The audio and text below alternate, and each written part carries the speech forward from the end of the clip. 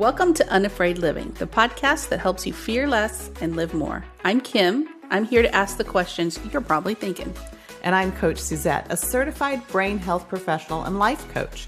I'm passionate about helping you quiet fear, build confidence, and live the life you truly want.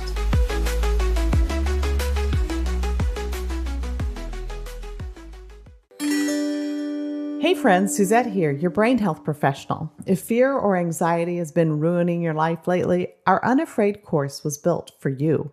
The Unafraid course helps you retrain your brain to move out of fear and into resilience, one small shift at a time with proven, practical, and simple tools.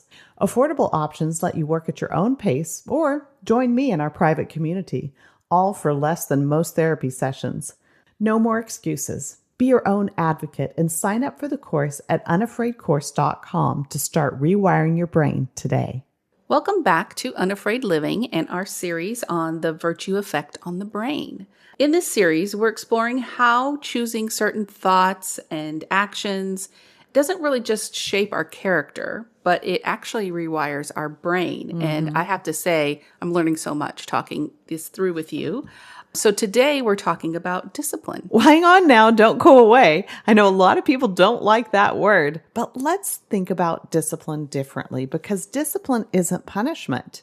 It's love directed towards your future self. Isn't that cool? It is, really. I've never heard it put that way before. It makes total sense because think about how it's not what I want to do right now, but it gives me the long-term results that I want, right? Yes. But it's hard. Yeah, for sure. So before we get too far into this, let's do our brain check. How's your brain today, Suzette?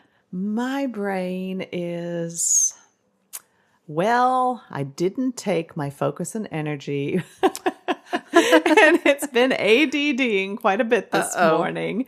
Yes, which makes discipline very hard because I have a hard time sticking to something. Sure. So I would say I did take my supplements and I'm feeling more on top of life in the last hour or so. Yeah. It's nice how quickly those set in. Oh, they really do. Awesome. How about you, Kim? How's your brain? My brain it's happier today for some reason. I worked out and I've taken some of my supplements and I don't know, I'm just in a happier mood today, even though I didn't sleep super great last night. But I would say it's going happy. It's going happy. I like that. You've talked about sleep most every time that we've been on. And, I have struggled with sleep off and on, but pretty much on for a few years. And I think this is really, really interesting. We talk about this in the course some about the energy of other people and how it affects us and the science behind it and where it comes from. And that to me, just understanding that has made a difference in how I feel about certain situations in life. And one of them is how I understand the energy of my husband's stress and how it affects me. And I'll tell you what, he has been under a ton of stress. There was just a relational issue. He's an entrepreneur, but in his workplace. And he really took it personally.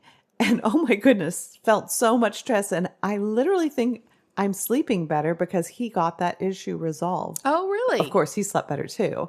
Yes. Interesting. Yeah.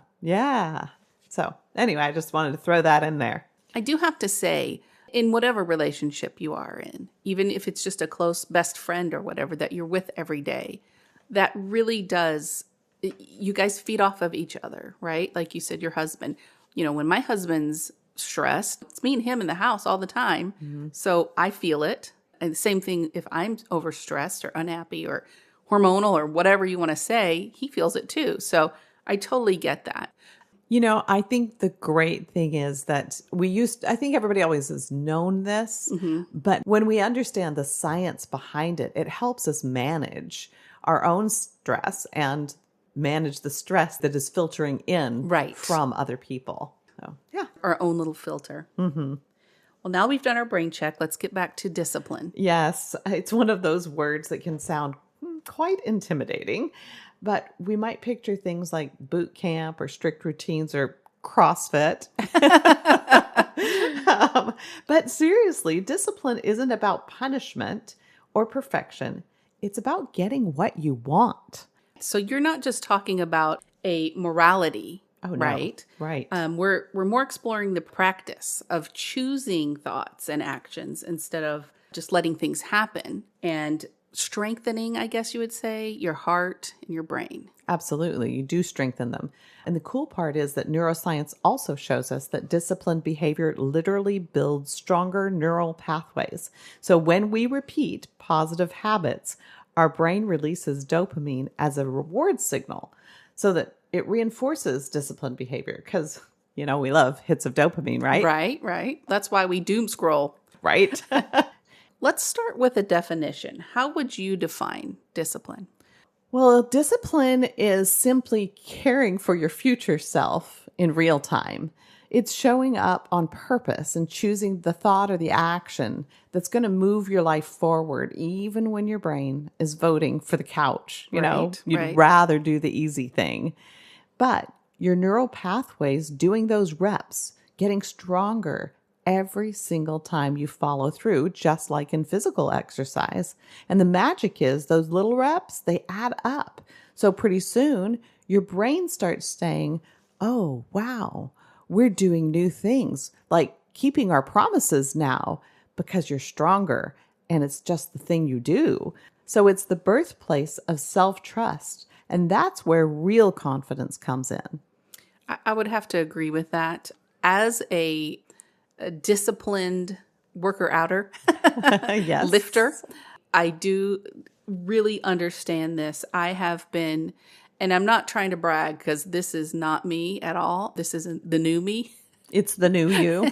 I love that. We always can have a new me, right? That's right. I've consistently been lifting weights twice a week for months now, which is for me unheard of. So I really, really get this. And for some reason, there's just something in my brain that's like, well, I have to get the 2 into this week, whether it's on Saturday morning or Monday morning or whatever it is, I have to get it. So I really identify with this. I love that. And have to agree.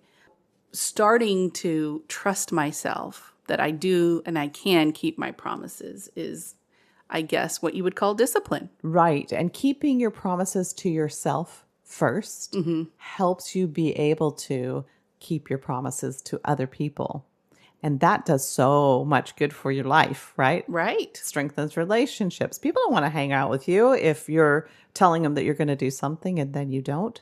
So it is a future self thing, but sometimes it's a quicker future self thing that pays off too. Right. It's not only long away goals that you're going to meet. All right, so let's talk about the flip side. What happens when we're not disciplined? Well, when we lack discipline, our brains start chasing quick hits of pleasure, for that easy, quick dopamine. Doom scrolling. Yep, exactly. Scrolling for hours, procrastinating, eating the whole bag of chips, or letting anxiety just run the show. Over time, that kind of inconsistency actually weakens the wiring in our prefrontal cortex, the part responsible for focus and follow through, and strengthens the habit loops of avoidance. Oh, okay. So what you're saying is it's not just about willpower, but it's actually training your brain. Absolutely. That's great. I'm glad you caught on to that. Discipline isn't about being harsh with yourself either. It's about building mental fitness. So you're training your brain to tolerate a little bit of discomfort and delay gratification and stay aligned with your goals. All right. So then how do we start making those changes? Because being more disciplined sounds great, but and terrible. Right. I mean, in the scheme of things, it sounds great, but how do you even do that? It's not just, okay, I'm disciplined now. Right. So true. So if we just do like you do with most things, and that is start small, because micro discipline leads to macro changes. Oh, isn't that cool? Fancy. Yeah. Maybe it's setting a timer for 10 focused minutes before checking your phone. So, so many people are looking at their phone constantly, Yeah. that isn't good for your brain either. So setting a time that I'm not going to, and 10 minutes is not very long. I hope that in time you increase that. Right. Right. And I'm guilty of this, checking my phone so much. And I use excuses like, oh, somebody might be trying to get a hold of me, like with work or something like that. Sure. Yeah, I get in trouble because I put my phone in my pocket and forget to turn the ringer on or the vibrate, And so I don't look at my phone for hours.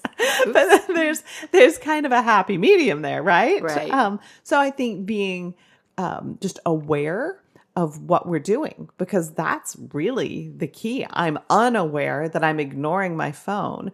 You're unaware that you're looking at it so often, right? So when we become aware, then we make a decision and we decide, okay, 10 minutes is what I feel like I can do right now. Yeah, that might increase, but 10 minutes is good for now. Or maybe it's making your bed every morning. And at the time you're leaving, you're thinking, why do I need to do that? I don't even care about that.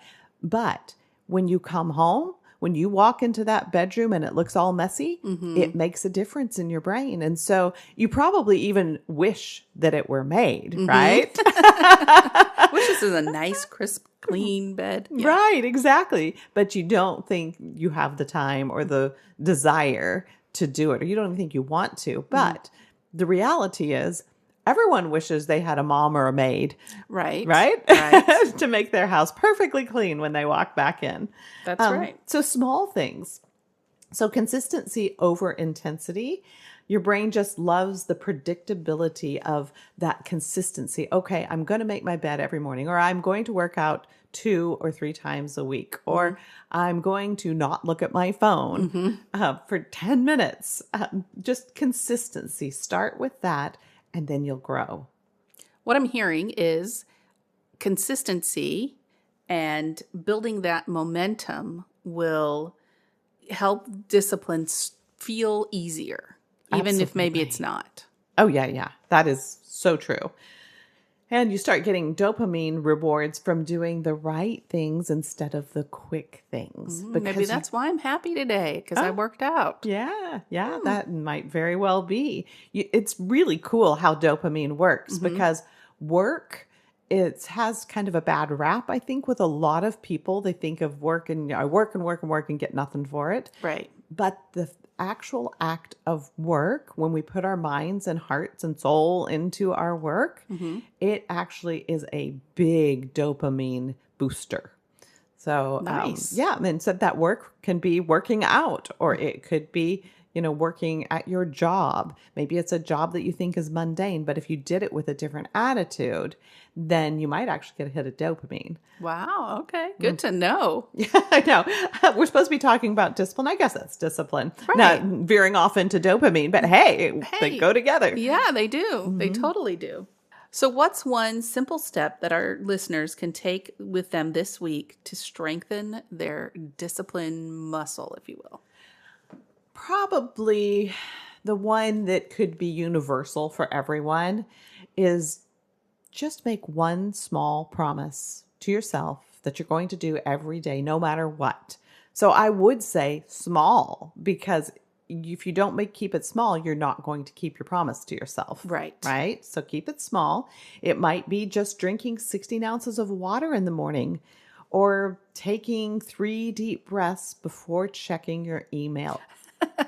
Especially if you know those emails might have some tension in them. Right. Or 5 minutes of gratitude journaling. And remember, the goal isn't perfection, it's consistency. So you wouldn't say you're not consistent if in 2 weeks you miss once or twice even. You're still consistent. It's not perfection. We're just wanting to build up a habit that's repetitive. That's what a habit is, right? So that it becomes more natural.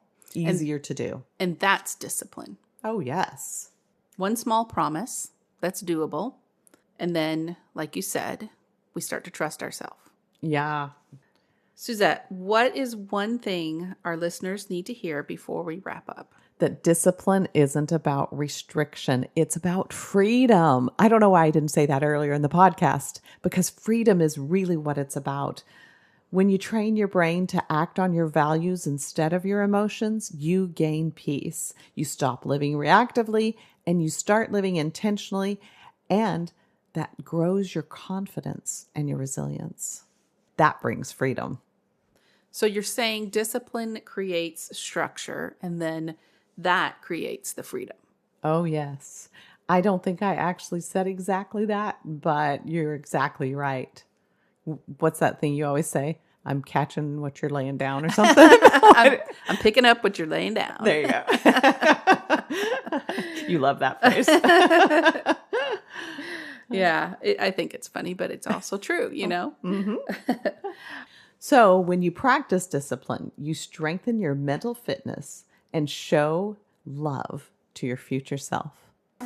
Thank you again for joining us. We hope you're walking away with something that helps you feel a little calmer, a little more confident, and a lot more free. And if you're ready to go beyond just listening and start living unafraid, come join me in the Unafraid course. You'll find all the details at unafraidcourse.com. And follow us wherever you listen to podcasts. And we're on Instagram, Facebook, TikTok, YouTube. And be sure to check all the show notes for any links. Your brain is listening, so fear less. Keep calm, live more, and listen on.